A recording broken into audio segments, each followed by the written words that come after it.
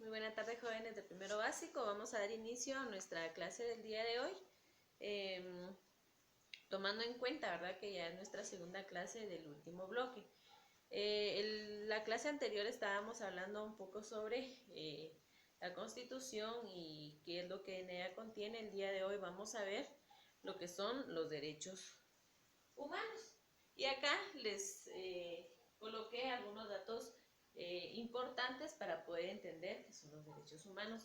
Recordemos que cuando estamos hablando de los derechos humanos, estamos hablando de aquellos derechos que son inherentes a todos los seres humanos, sin distinción de alguna raza, sexo, nacionalidad, origen étnico, lengua, religión o cualquier otra condición. Entonces, estamos nosotros dados por enterados, ¿verdad?, que estamos hablando en sí del ser humano.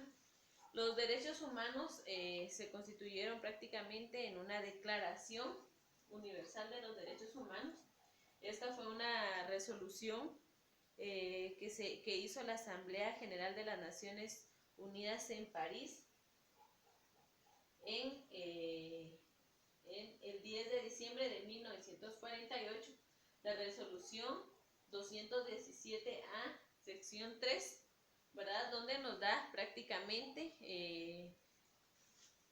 los derechos humanos, donde se dice que están adaptados a todos los grupos de personas. Incluso se está traducidos estos derechos humanos a 51 idiomas. Estos idiomas pueden traducir o en este caso dar a entender los derechos humanos a las personas. Entonces vemos que es algo global, ¿verdad? Por eso estamos hablando entonces de la Asamblea General de las Naciones Unidas en París. Esto en el año de 1948, el 10 de diciembre. Seguidamente vemos acá que tenemos dos tipos de derechos, en este caso los derechos colectivos. Cuando estamos hablando de derechos colectivos, estamos hablando de un grupo de derechos, ¿verdad?, que no solo van hacia una persona, sino se van a un grupo social en sí, ¿verdad? Y luego tenemos los derechos individuales, como la división lo dice, colectivos, hablamos de varios, y los derechos individuales, estamos hablando de la persona, ¿verdad? Entonces, en los derechos individuales, por ejemplo, podemos constituir como el derecho a la vida, ¿verdad?, que es un derecho, en este caso, individual, pero para ello tenemos que se divide en primera generación y segunda generación. Los de la primera generación, como ahí lo dice, ¿verdad?, podemos mencionar el derecho a la vida, a la integridad personal, a la libertad individual, a la libertad de expresión. Estos son los derechos de la primera generación. Y los derechos de la segunda generación, estos prácticamente empezaron a fluir luego de la Primera Guerra Mundial, en donde se habla sobre los derechos sociales.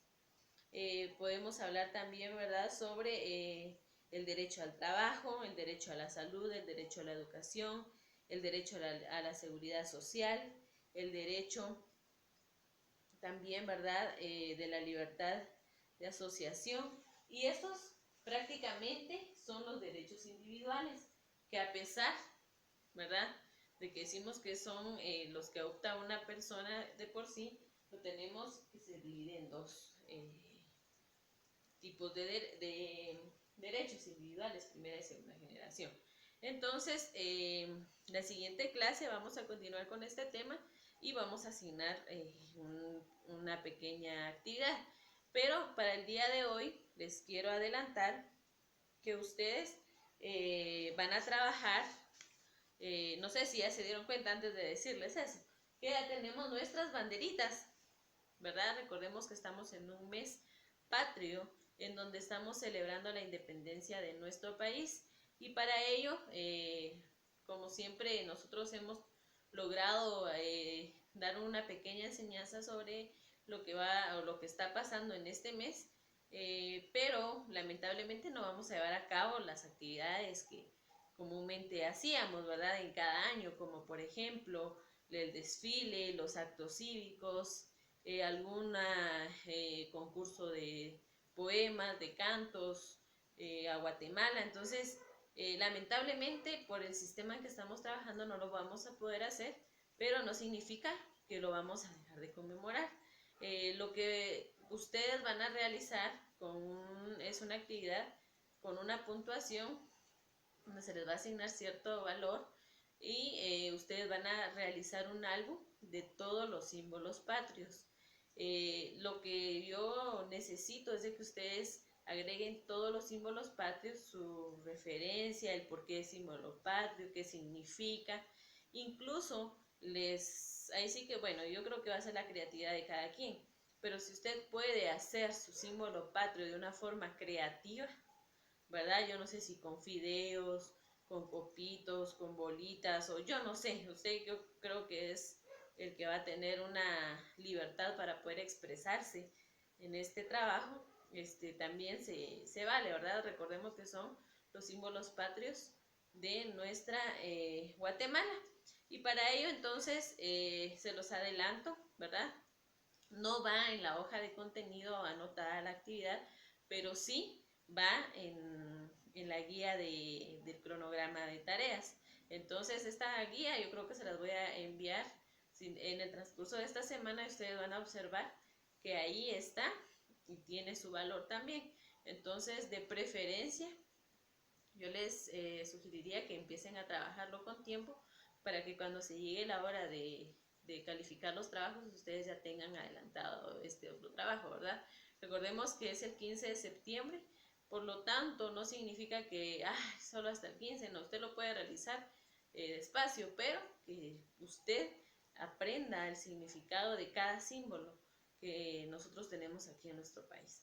Entonces, espero que ustedes estén muy bien y desde ya felices fiestas patrias y que Dios los bendiga.